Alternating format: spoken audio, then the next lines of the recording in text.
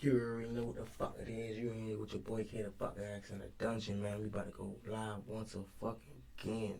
We about to react to the reaction, you hear me? We about to react to the react. We about to go kick on my boy Magmula, you feel me? And find out the real reason why Blood, what the fuck was that?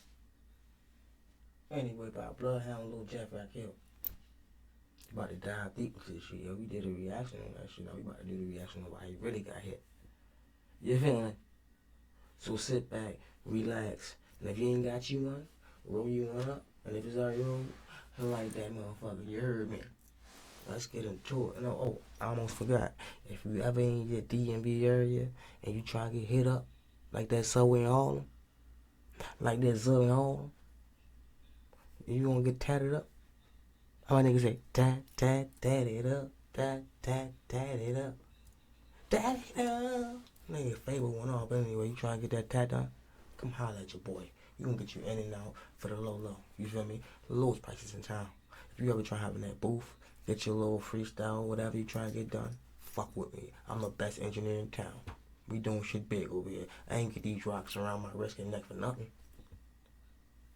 You feel me? They envy a nigga like me. We about to get into this shit, Cuddy. Let's get it.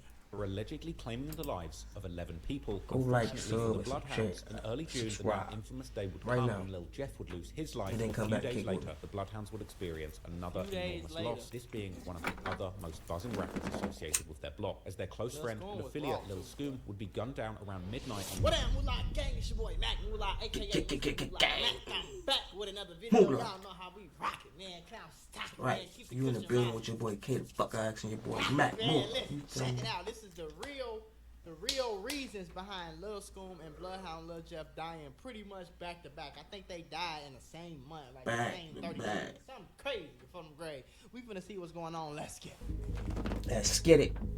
You know? After spending 3 years waging war in Trap City and beyond, and after allegedly claiming the lives of 11 people, unfortunately for the Bloodhounds, in early June, the now infamous day would come when Lil Jeff would lose his life while once again sliding on his most you even like 25 years old. That's crazy personal rivals in Trap City and getting gunned down by an unknown person whilst chasing the man wearing yellow shorts into a house. Now, if you want the full breakdown of the death of Lil Jeff, go and check out the full documentary I made about his life. But as already mentioned in the intro, Q50 was allegedly right there with Jeff, with the surveillance video allegedly capturing I his forgot they did say that. They said Bloodhound Q50 was with Lil Jeff on that drill when he got hit. Definitely did.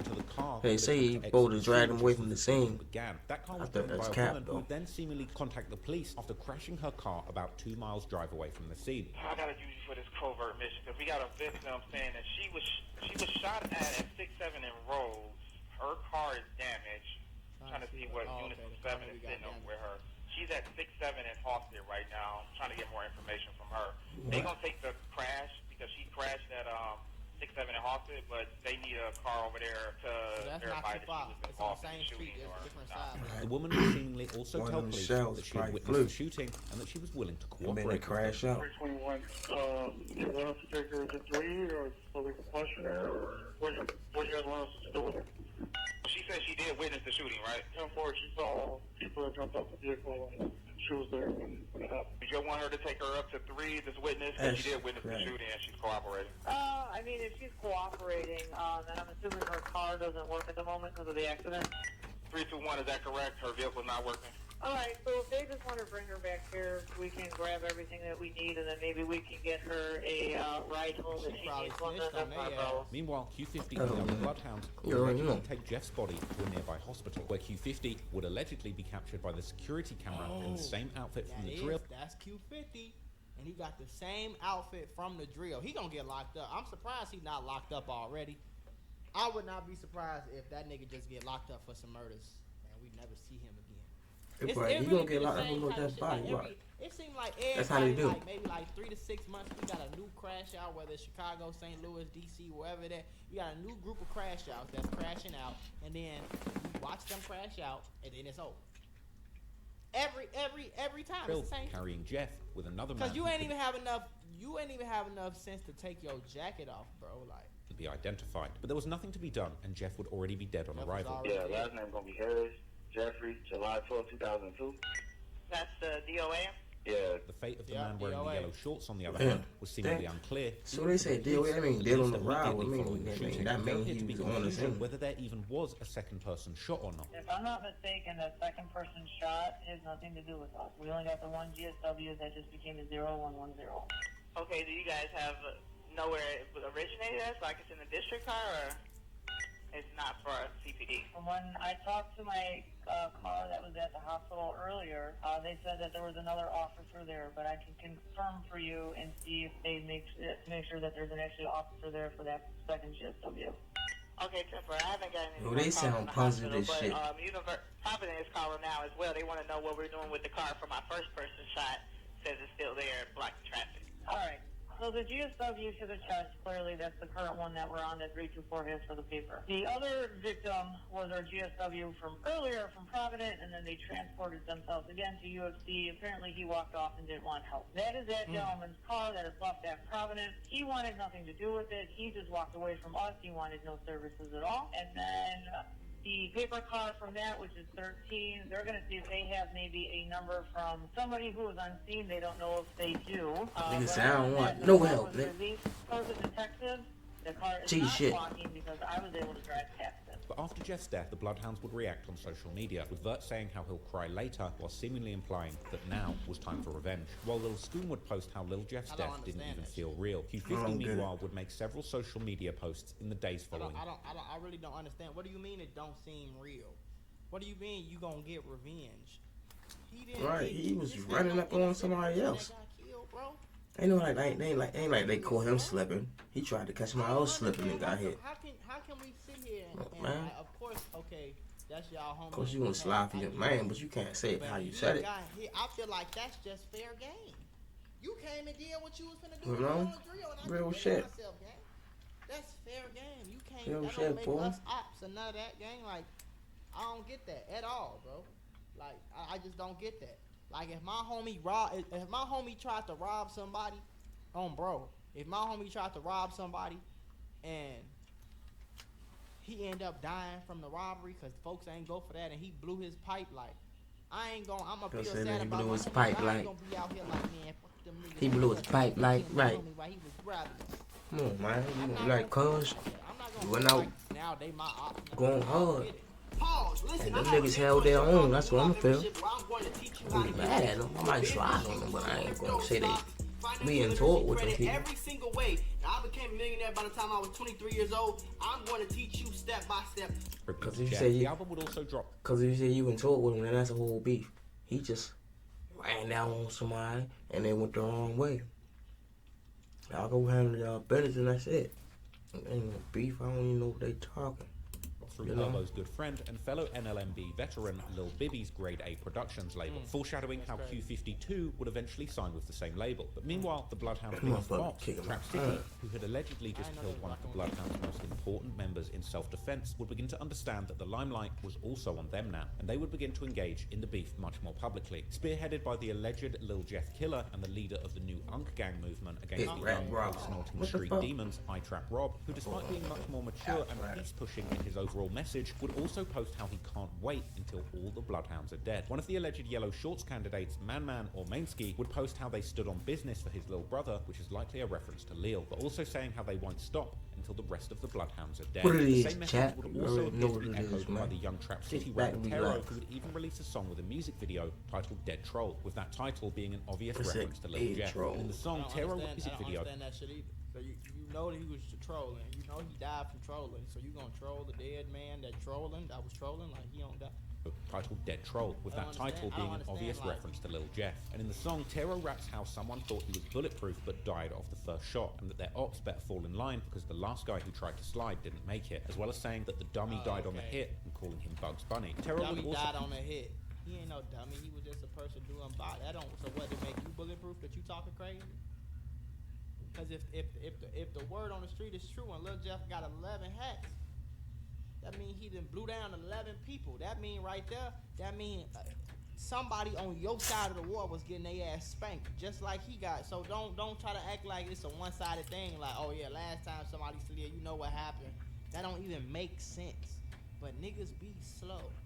also post a story on his Instagram about how he wants all the Bloodhounds gone and how people's favorite rapper is now pending, which would likely be a reference to Q50 in particular, because about a month after Jeff's death in early July, Q50 would begin his now much more serious solo rap career, dropping the music video for his new song, Make It Far. The song would start with an audio recording of Jeff seemingly dissing Lil, with Q50 repeating the same lines about the Draco making sure his ops didn't make it out of the car. The song would open with what would become Q50's most infamous lyric, where he openly claims to have killed 8 people, rapping, "They like, damn 50, is you really up 8 hats? It would have been up 10, 2 of them ain't checked." And the song would be laced wall to wall with violent bars where Q50 would refer to various ops by name, many of those lyrics having been mentioned earlier in this video. The song had a booming yet haunting beat, which was the exact kind of aggressive but laid-back style that fans of Jeff and the Bloodhounds were now fiending for. Make It Far would quickly garner hundreds of thousands of views in just days, and today it's past 1 million views in less than 2 months. This being something that even Lil Jeff wasn't able to do whilst he was alive, showing that Q50 was now the leading rapper from the Bloodhounds, and also showing that Jeff's death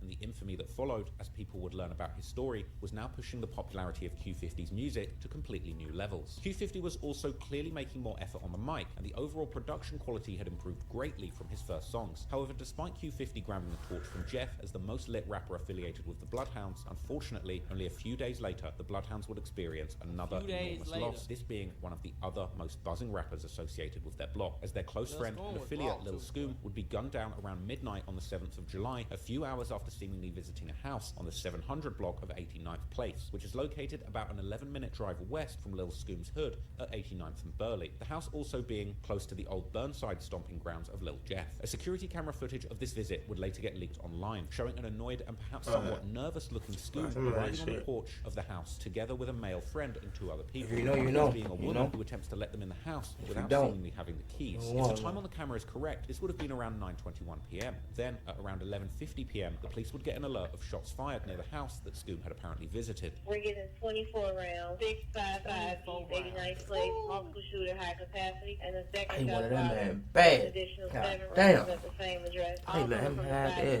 Soon after, the police would get notified of a man with gunshot wounds sitting in an Uber about a 0.8-mile drive away from the scene. This person, who would turn out to be the friend of Lil Scoom, would tell the police that there was another person shot at the scene of the shooting. However, this is where events turn somewhat strange, because as the officers would seemingly arrive at the scene of the shooting about 6 minutes after getting the first notifications of shots fired, at least one suspect would seemingly still be at the scene and would begin to shoot in the direction of police before running away. 42 before just confirming, do we have a location where that person was shot?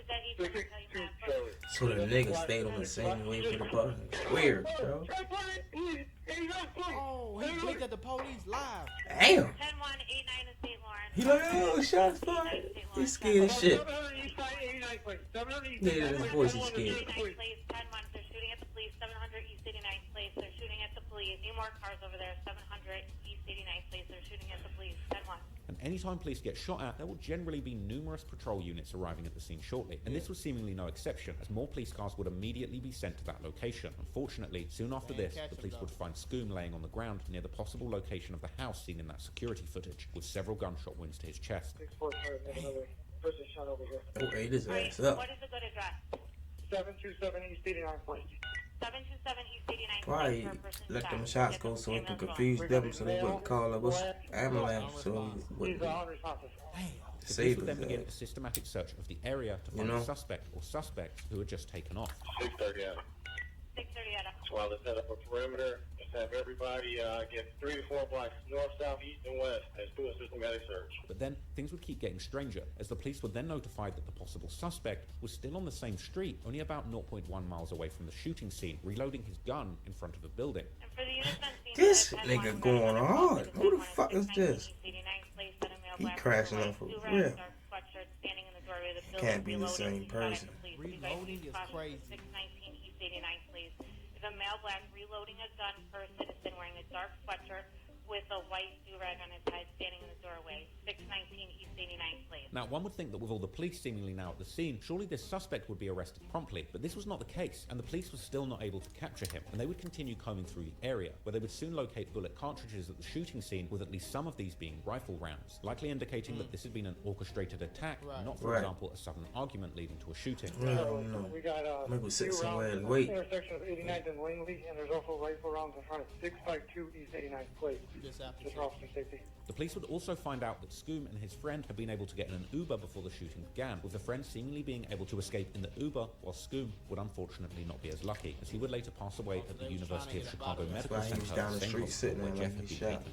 Hey, squad, these two people that were shot are in relation from the same area where They weren't even shot right now. were.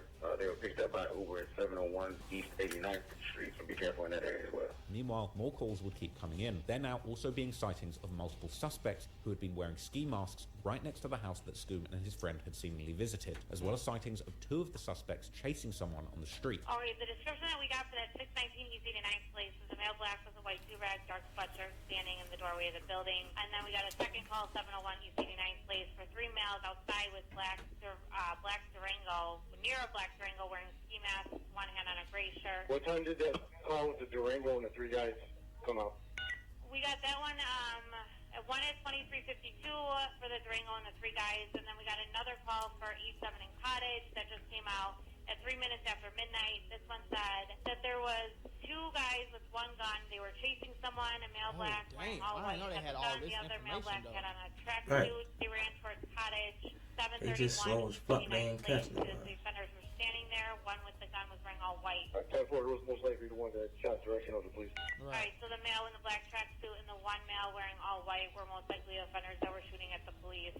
They were last seen at 731 East 89th place per a citizen that called this in. Some time would pass, and the police would then get information from a witness that a car was circling the area, with someone yelling from the car, possibly looking for the suspects in order to pick them up. The location of this sighting, once again, being only around 0.1 miles away from where Scoom had been found. How the fuck is they real again same area riding around? Police don't know that this police them. and ran away from the scene. Yeah, we were walking around the alley. We heard somebody scream, came out. Witnesses told me that at the 700 block of 90th Street, black car just came, screamed, and then continued driving. So possibly looking for our offenders, trying to pick them up or something, so keep an eye out. All right, 10-4. All right, for the units I'm seeing over there, X-ray 642 per citizen was walking around the alley near the 700 block of 90th Street. There's a black sedan that's circling the area, screaming out, I guess possibly looking for the offenders to try and pick them up, guys, so use caution. But even with all of this information, no suspects will be captured, and the case seemingly remains open. However, in online rumors, certain people are connected to the case, particularly the girl Nini, who some claim to be the 4th person in the porch video who could be seen looking at their phone behind the others. Soon after Scoom's death, screenshots would begin to be posted on sites like Reddit, seemingly showing the girl whose house Scoom had been in, exposing Nini for setting Scoom up, saying how Scoom had come to her to get his hair done. Like, you don't trust these bitches.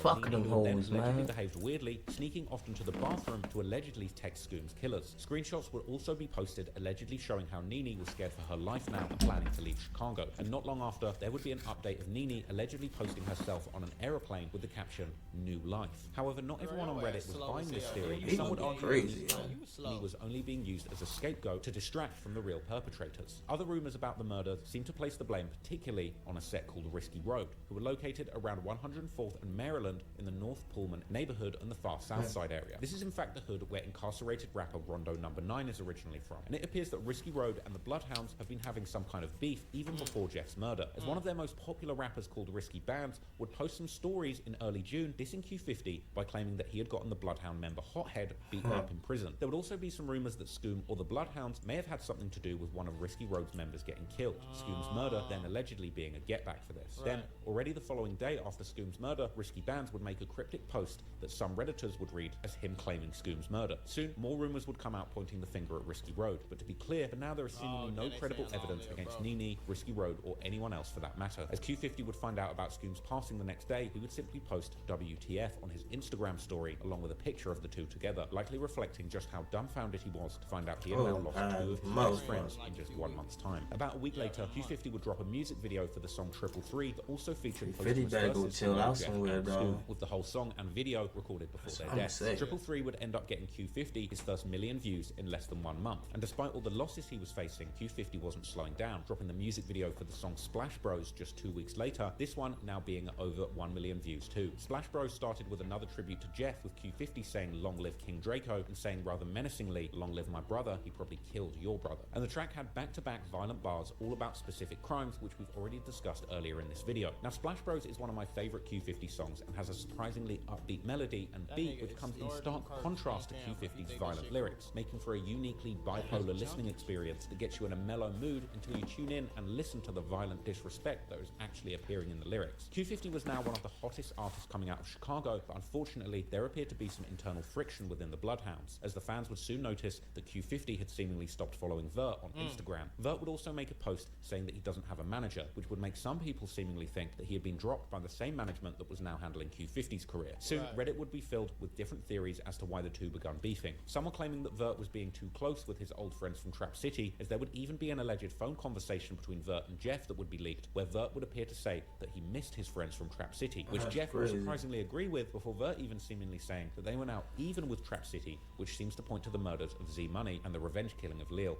What we gonna do? We gonna, you know, we got that low on, ooh, food, you know? TK, the real one. So look, man, look, I'm not gonna get at you, nobody. Look, that's fine. But look, I was just talking to my peoples. But look though, like, I ain't gonna lie, I missed the hood, for we on weed, you know. You say we on weed? Yeah, can't even get it up. Pop out.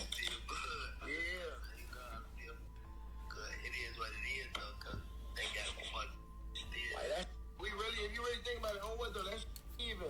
Others, on the other hand, would resort to trolling, with a rather random meme about Vert smelling bad taking off on Reddit and social media like wildfire, as people would begin to make funny posts about other Bloodhounds supposedly reacting to Vert's funky odor during interviews and music videos. Came closer.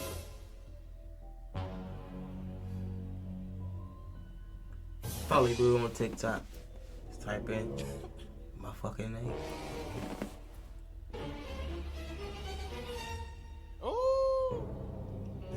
However, Q50 would eventually comment on their relationship during an Instagram live, saying that Vert's his brother and they'll never fall out, but he'd just been mad at him about something for a moment.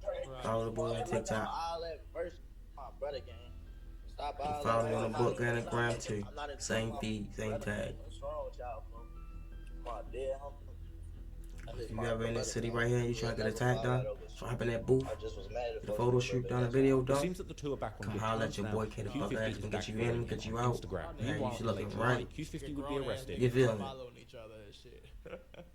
Sending the Reddit and social media into a frenzy, as people thought that he was finally getting caught up for all the murders he was committing in his songs and on social media. Things would be particularly confusing, as people would take his seemingly earlier 2023 charges from CPD's website, but apply them to the latest arrest, even though the Cook County Sheriff's website that lists his recent arrest doesn't include any details about his charges. People would also get confused by the fact that he had no bond, thinking that this was a sign of how serious his charges were, without realizing that Illinois, in fact, ended the cash bail system already in September 2023. This, in fact, happening even before Q50's first arrest later that same month. Even Q50's ops were rejoicing, with one Trap City member posting, "Let's see if you can fight," together with Q50's mugshot, while a 9-5 mob member would post how he's going to do something dumb just so he can get into the county jail to fight with Q50. But then, strangely, only a few days after his arrest, Q50 would be back in the streets like nothing had happened. And only about a week later, he would drop another song with a music video, aptly titled First Day Out. The music video beginning with pictures of social media posts about his arrest before showing him walking out of the Cook County jail. Q50 would then begin his verse using his own trademark catchphrase, "They like damn 50," whilst commenting on some of the wildest rumours that he had been arrested for a murder, saying his ops wished he was in jail for longer because they hate to see him free. He would then continue his other new trademark style by dropping names of numerous ops that the Bloodhounds had allegedly done something to, such as a Trap City member called T3, who Q50 would claim had gotten hit with a switch, another Trap City member called VI, who he would claim had gotten his kit or jewelry like, from him, and then of course a reference to murdered Trap City member Lil, as well as throwing a bonus diss towards the recently killed member of the 800 set called TJ, who had been beefing with the Bloodhounds before his death. Q50 would also seemingly diss TMC Slide and a rapper called Trey Trey, or FBG Trey Trey, but this FBG isn't standing for FBG Duck's Flyboy Gang, but actually the Free Band Gang, as Trey Trey was also signed to none other than Atlanta before he and his friends would get into a deadly shootout on a freeway that would end in Trey Trey to lose his life in August 2023. Trey Trey was allegedly affiliated with a set called 10 Gang, also known as JMG or FBE, who were affiliated with some of the Bloodhounds Bloodhound's biggest ops, such as 8 Trey Mob, Evans Mob, and 9-5 Mob.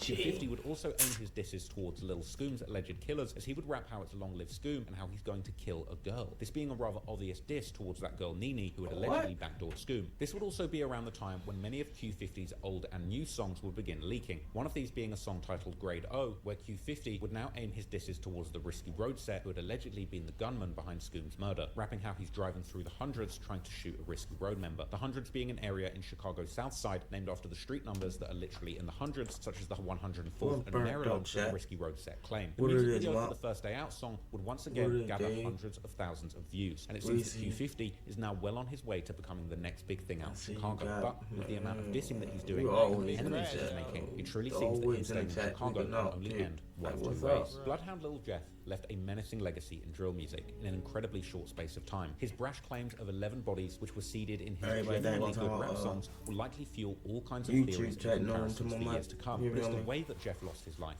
that truly solidified his disturbing legacy. Yeah, what the streaming program is from someone on their own home, just like as a streamer, for the whole world to see. have Lil Jeff multiple lived chats rap through ultimately. His story ended in a way that was entirely predictable in hindsight. But the case of Q50, on the other hand, is much more perplexing. The fact he's running around Chicago, regularly releasing music which claims openly that he's killed 8 people is wild. Even more crazy, the fact that he was arrested briefly at the height of his attention following Lil Jeff's death and then swiftly released is even more confusing. Ultimately, this is what Chicago in this video people do. This is what the Chicago, y'all gotta understand Chicago. So you can join my chat. You don't think they know who doing what, gang? They know, gang. They just, most times with niggas like this, I ain't gonna you can hit a nigga up because I do respond back. You feel me? They obviously they want us to blick each other down. They want us to end each other. You know what I'm saying? Like, all this motherfucker shit on me. Come on. No doubt on bro. But at the same time, they gonna wait for bro. They gonna let him keep catching bodies, and they gonna wait till somebody whack him. You know what I'm saying? That's why they let him back out.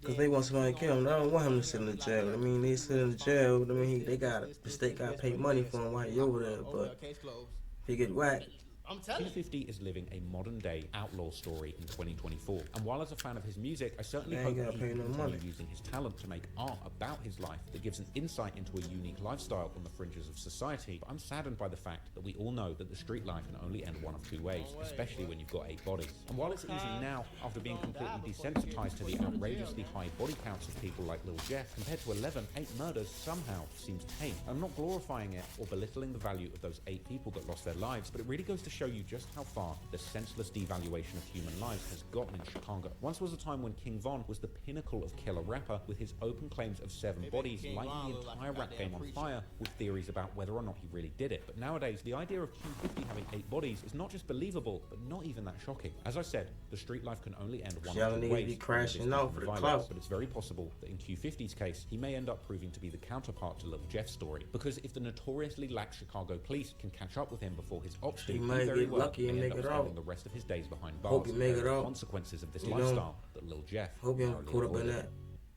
little web cycle, because don't nobody deserve to die. Like, everybody got to die, but not to get unalive. Like, you feel me? Hope Lil Jeff. Hope Q50 make it out. You feel me? Hit big in the industry, do his thing, get out of Chirac. You feel me? And don't end up in that cycle. But you didn't kick it with your boy K. Fuck ass in the dungeon. You did the reaction. The real reason why Bloodhound Lil Jeff got killed, and you already know a couple people got backdoored. You seen it first sight with me. You feel me? Shit crazy in Chirac. You feel me? So when lock your doors, tuck your kids in, be safe, and then you got go to school, man. Fuck that street shit. But you kicking in the fucking dungeon with your boy K. Fuck X and your boy Mac the Moolah, you feel me? I was about to say Mac Miller. I was about to say some more other shit. Ain't even hold you. My bad, yo. My bad. You know, we gonna bring another clip back. You feel me? You know how we do, baby. We don't just stay with one. We do more than one clip. We be 1, 2, 3, 4. We go back to back to back to back to back to back. You feel me? Cause we in this bitch. We own the whole motherfucking building. We can do what we want. You feel me?